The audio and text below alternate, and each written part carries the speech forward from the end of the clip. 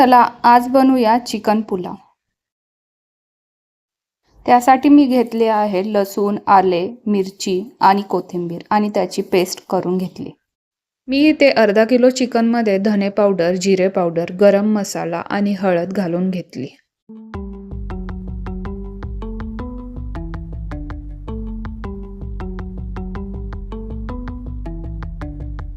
आता चवीनुसार मीठ घालून आपण बनवलेली पेस्ट त्यामध्ये घालूया।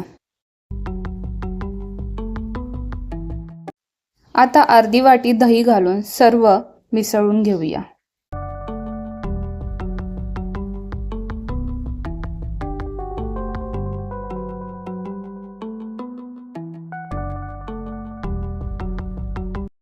चिकन 15 ते 20 मिनिट मॅरिनेशनसाठी ठेवून द्यायचे।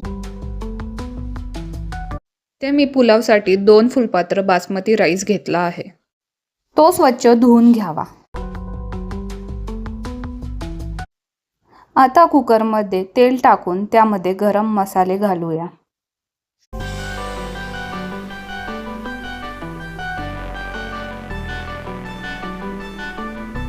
यामध्ये उभा चिरलेला कांदा टाकून गुलाबी होईपर्यंत परतून घ्यावा।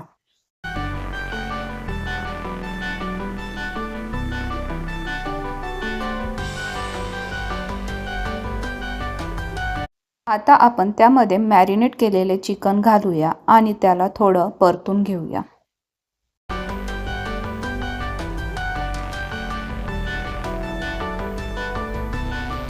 थोडेसे पाणी घालून चिकन 10 मिनिट शिजवून घ्यावे।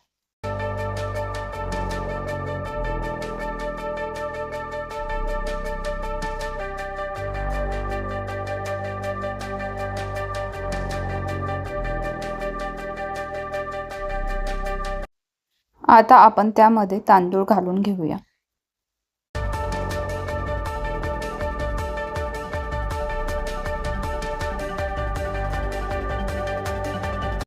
प्रमाणानुसार गरम पाणी घालूया आणि कुकरच्या 3 ते 4 शिट्ट्या करून घेऊया।